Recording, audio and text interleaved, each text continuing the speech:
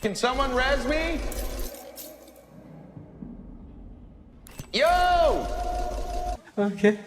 Hey everyone, Thordan Smash here, and Season 20 has been pretty interesting for Apex Legends, but it's about to get a lot more interesting, especially with Season 21, and a lot of stuff revolving around Wraith, alternate dimensions, and void abilities seems to be the major plot point. We're gonna go over what we know so far, but we're also gonna go ahead and give out some of these skins in the store available right now. All you guys gotta do is like, comment, subscribe, you'll be entered for a chance to win in tomorrow's video. Without further ado, let's talk about what's going on with Apex Legends. So we're gonna talk a lot about future stuff coming to Apex Legends in this video, but something actually happening this month is something called the Nessie Cup. They actually just announced it, and it's a really cool event that a ton of people should be able to sign up for, including yourself if you're watching this video right now. It's gonna be an event every Thursday hosted by a different Apex content creator. On March 7th, it's gonna be Girl, and there's gonna be Apex Legends mini games you can play. On March 14th, it's gonna be Rain Day, where there will be duos, team deathmatch, control, and control points will be attributed to kills, and there's an added twist with Random Royale. And then the last 2 weeks for Thursdays features Daz with 3 strikes returning to the game, trios no weapons, Watson punch out, and then an added twist of the Random Royale. And the final one will be a game 1 3 strikes, game 2 hide and seek, game 3 trios with no weapons, game 4 snipers and shotguns, game 5 offense versus defense, 30 assaults and 30 controllers, game 6 trios with no weapons. You can earn a bunch of stuff such as prize money, bragging rights, and so much more. The only downside about this entire thing is you do have to be in North America to compete in this event. If you're outside of that region,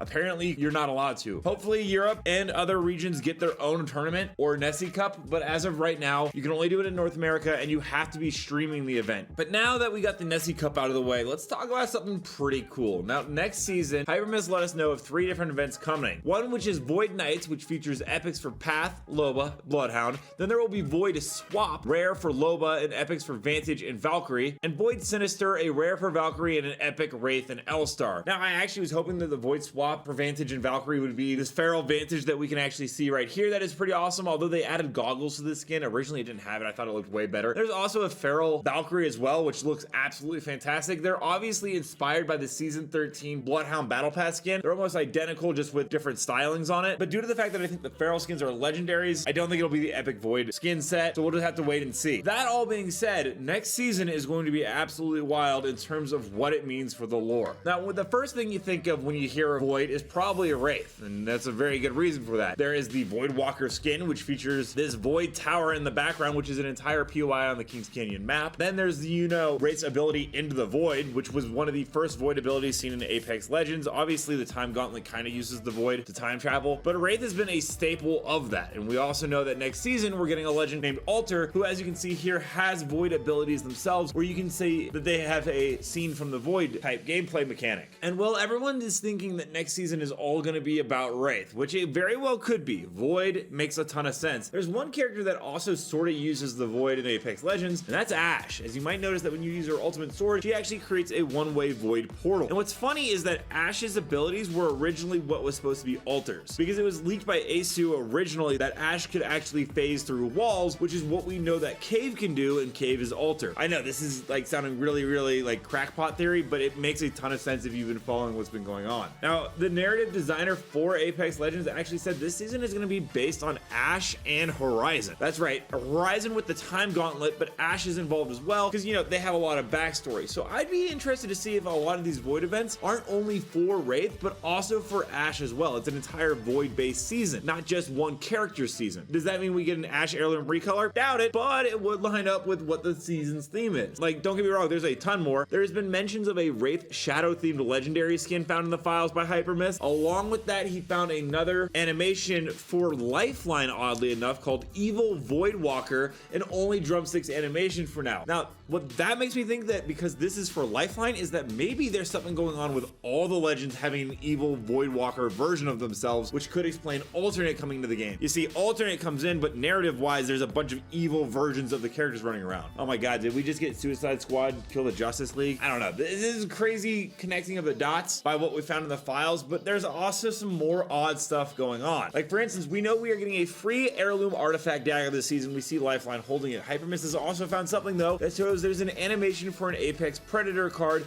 which will appear in one of the inspects. Now that could just be for the legends themselves, but the Predator card does come from Cuban Bliss, who we first see give one to Jack Cooper, but then he also gives it to Rampart and most of the other legends when he invites them to compete in the Apex games. The question though is, well, what kind of heirloom are we going to be getting for next season? We already got the Crypto Heirloom recolor. We do know that there's an Octane Prestige skin, which seems to be coming this season. A Lifeline 1 set for Lifeline Reborn, which I don't know, could have something to do with the Evil Woodwalker. We'll have to see. Obviously, we are getting the Octane Heirloom recolor on March 5th with the Inner Beast Collection event. That leaves Newcastle's that was still in the file with a sword, which is not the Buster sword. Gonna say that one more time. And also the Heirloom recolor for Bloodhound, which is the lava themed one, which should be coming with Rag Army at the end of March. Now, we also know that there is a Flatline Reactive skin this season that you can unlock for free as long as you complete all the challenges. And with next season being Void based, I would be interested to see if it's actually going to be the Reactive Havoc skin and we get these challenges every season. Because Kralrindo said that the War Patch Wraith will be paired with the Reactive Havoc recolor, and once again, next season seems to be all about the Void. There's a lot of moving parts, so I'm kind of interested in what you guys might be thinking about all this. Let me know down below, what are your thoughts on Void abilities? What could it have to do with Wraith? What do you think about alternate dimensions? Do you think that Apex Legends is ramping it up and getting really crazy? Also, don't forget to check out this channel right here by my editor Novell, who does amazing gameplay on Apex Legends, X Defiant, Helldivers, pretty much anything you need to know. And until next time, everyone, keep slaying the Outlands, and I'll see you out there.